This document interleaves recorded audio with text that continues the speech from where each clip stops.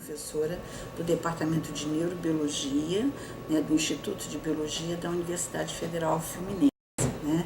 A minha graduação foi em Medicina, eu fiz a graduação em Medicina, e a minha primeira experiência com pesquisa foi no final do primeiro ano da faculdade. Eu entrei para um laboratório de pesquisa no Instituto de Biofísica Carlos Chagas Filho, da UFRJ, e fui trabalhar com eletrofisiologia. Eu trabalhava com células do sistema imune, né, e fazia registros de atividade elétrica dessas células. Então, desde o primeiro ano da faculdade de medicina, o final do primeiro ano, né, a partir do segundo ano, eu passei a frequentar rotineiramente o laboratório, e isso acompanhou todo o meu processo de formação. E logo que eu comecei a trabalhar no laboratório, eu percebi que eu gostaria de fazer isso como uma atividade profissional no futuro, o que fez com que eu me dedicasse àquela parte da iniciação científica. Depois que eu terminei a faculdade, eu fiz o mestrado também no Instituto de Biofísica, em seguida fiz o doutorado, e em 1983 eu fiz uma seleção aqui para a UF, para professor. Naquela época ele chamava, a seleção era de professor visitante, né? Que seria mais ou menos um substituto hoje em dia. Então a gente entrou para cá em outubro, e quando foi no início do ano seguinte teve um concurso para o quadro. Então eu prestei o concurso, fui aprovada, e eu estava terminando o meu mestrado, e na época eu terminei o mestrado e depois fiz o doutorado já sendo docente da UF, né? Então eu estou aqui há 35 anos, mais ou menos, né? Vai fazer 35 anos agora em outubro. Por que eu decidi fazer pesquisa? Não sei muito bem porquê. Eu sei que quando eu entrei para o laboratório, eu vi que a capacidade que a pesquisa me dava de fazer perguntas, de investigar, de tentar descobrir os mecanismos que levavam a certas respostas, era alguma coisa que me interessava, que eu gostava de fazer.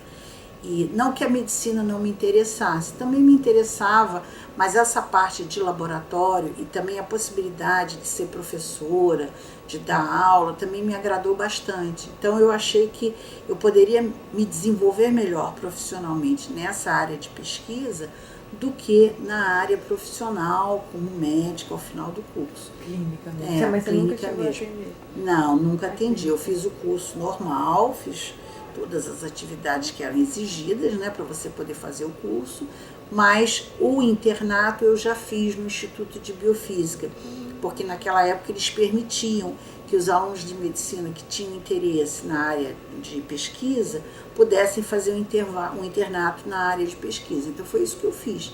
Eu fui fazer o internato na área de pesquisa, continuei no mesmo laboratório, fazendo o meu mestrado, e aprendendo, né, não só o desenvolver do processo científico, a pergunta que você tem, as técnicas que você usa para poder responder essa pergunta, né, como você apresenta os seus resultados, como você tem novas ideias para seguir no seu projeto experimental.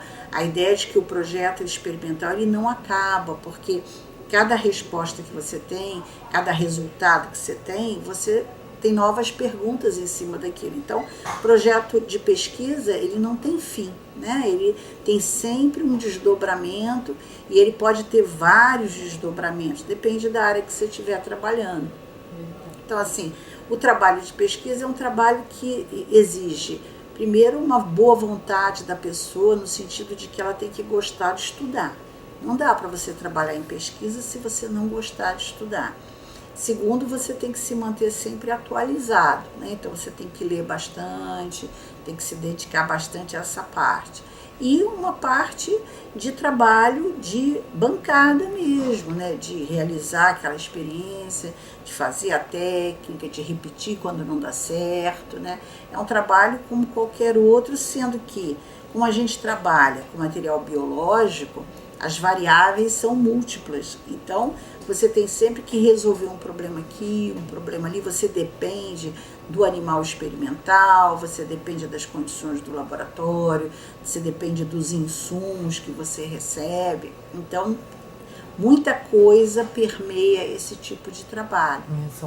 É um conjunto de muita fatores, coisa, né? Muita coisa. Não é, o que a gente faz não é uma pesquisa bibliográfica, né? A gente produz novos resultados, né? Baseado nessa produção, a gente tira conclusões, faz novas perguntas, tira novas conclusões dos resultados e assim vai seguindo. Você acha que na sua trajetória você percebe que a mulher inserida nesse contexto da pesquisa, você sentiu alguma dificuldade por ser mulher? Olha, eu nunca me preocupei com isso, nunca me preocupei com isso, até porque eu passei para a faculdade de medicina, a minha turma tinha meninos, tinha meninas, né? Nunca senti nenhum tipo de discriminação por ser mulher ou não. Na parte de pesquisa também não, né? Eu desenvolvi o meu trabalho como outros colegas desenvolviam o trabalho. E eu também nunca parei para pensar nisso. Eu fui trabalhando, fazendo as coisas que eu gostava. Nunca tive assim essa preocupação de que em sendo mulher eu serei menos privilegiada ou menos reconhecida do que se eu fosse homem.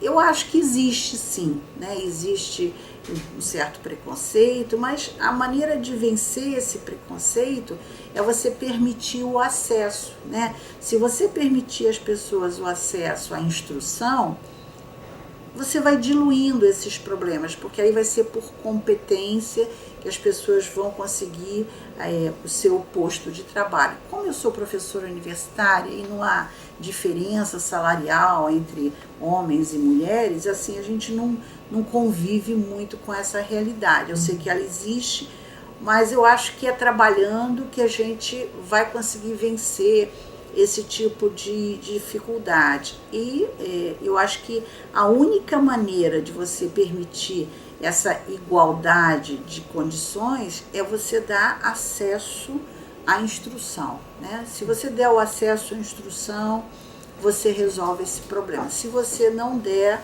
você vai sempre comprometer de alguma maneira esse processo. E às vezes é um estímulo também, né? Que às vezes o estímulo ele ainda é dado de maneira diferente, um pouco, né? Diferente. Mas vem já mudando muito, né? Com certeza. Já mudou muito, né? Se você comparar o que acontecia no início do século passado e o que a gente tem agora, em um século mudou muito, né? Você vê as turmas de graduação, hoje em dia, às vezes tem mais meninas do que meninos nessas turmas, né?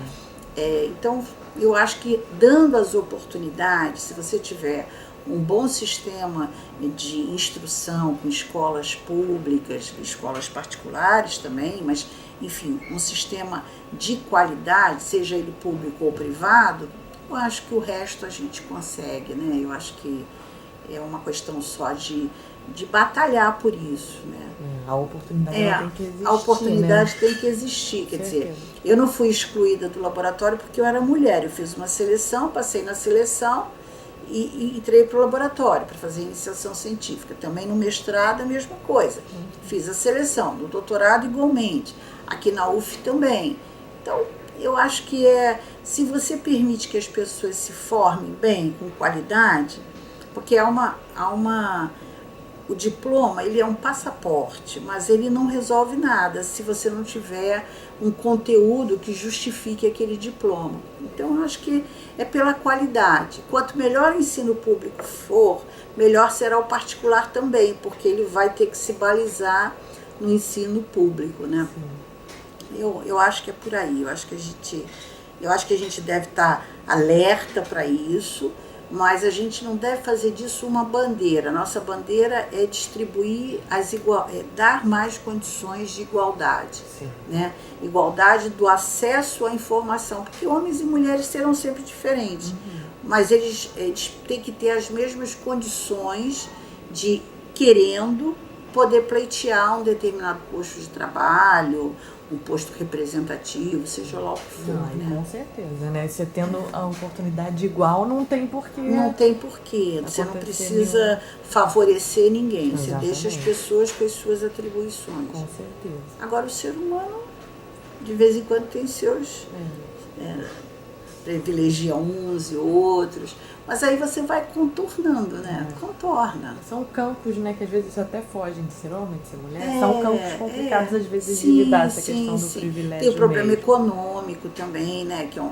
acho que é um problema muito grave, porque a discriminação econômica, ela é muito, muito cruel, porque se você não tem um sistema público de qualidade, a pessoa que tem menos condições econômicas, ela acaba não tendo acesso, né? Exatamente. A nenhum A tipo nada, de serviço, a nem a nada, educação, a nada, muito menos aos a outros. nada. Né? Então eu acho que você tem que fazer com que o acesso seja universal com qualidade.